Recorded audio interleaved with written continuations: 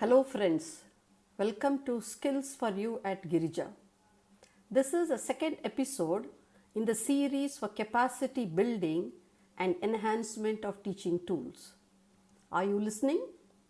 In the first episode, you were introduced to the importance of listening, why to listen, and games as a technique that can be an interesting way to teach listening. In this segment, I will share a few more engaging activities. Before that, as teachers, we must understand that the student is not learning one skill at a time but several. However, attention is given to develop and improve one of them at a given point of time. I shared in the first episode about listening for general needs. I personally consider this of great importance along with specific listening skills.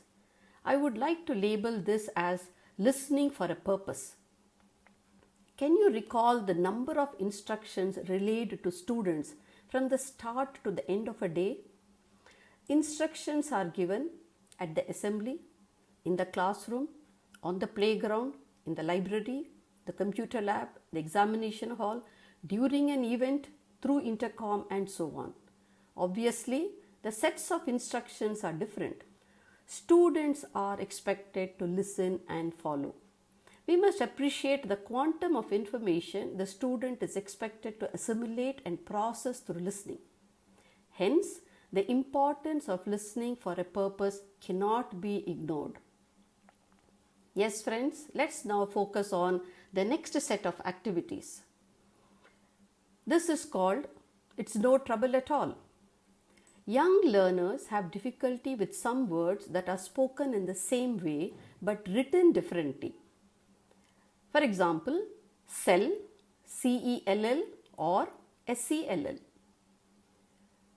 F-O-U-R or F-O-R-E, H-E-E-L or H-E-A-L, and so on.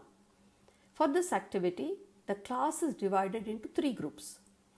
3 sets of cards with all the troublesome words are prepared.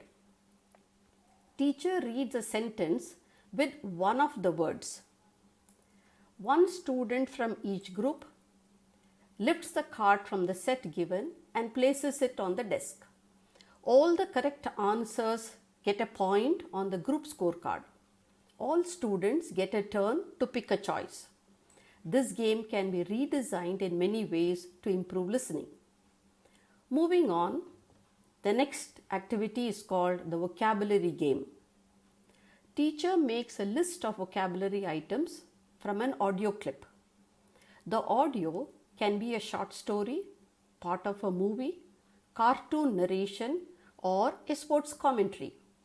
First, students are given this list of vocabulary. Next, the audio is played. Students must tick all the vocabulary they hear. They must next find the meaning and frame sentences of their own. This activity can be related to the lesson 2, where teacher can record the audio and play it. Moving on to the next activity, this is called Song Gap. Teacher gives each student a sheet with the lyrics of a popular song with some blanks. The list of words is given in a table to make the activity easier. This is of course optional. The song is played and the student must fill the gap. Teacher gives the correct choices and the audio is played again.